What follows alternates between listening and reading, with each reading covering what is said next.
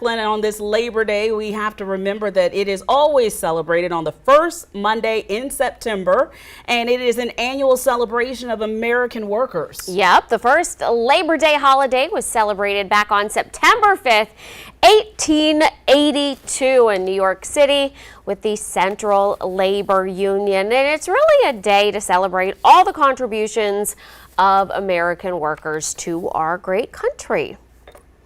And labor groups gathered at the State House this morning, sharing their challenges on the job and talking with each other. News 19's Victoria Samuels tells us more.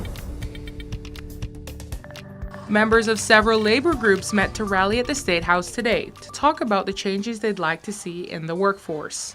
These workers shared their experiences and the goals they hope to achieve, some say by joining unions. Vijay Tripathi has worked at Starbucks for 4 years and says that there are misconceptions when it comes to unionizing. Specifically in South Carolina, I think it's an institutional problem where people think that unions are illegal. So I think it's a problem that past big money and big corporations have just infiltrated our culture down here and just giving misinformation to people.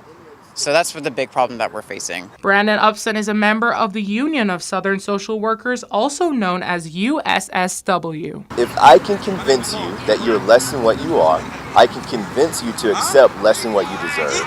And that is how our government and the corporations have been operating in South Carolina for generations.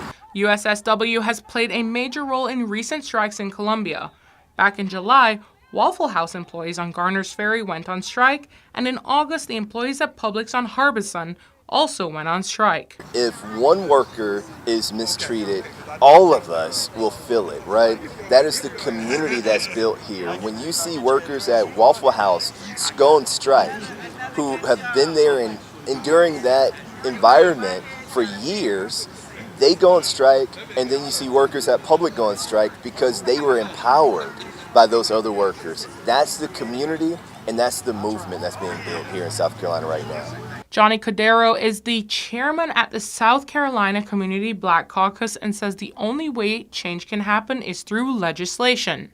If they believe in the labor movement, if they believe in the importance of labor to our country's economy and to the economy in South Carolina, that they do everything they can to make their legislatures aware of what they want done, because much of this has to be done through legislation. In Columbia, Victoria Samuels, News 19, WLTX.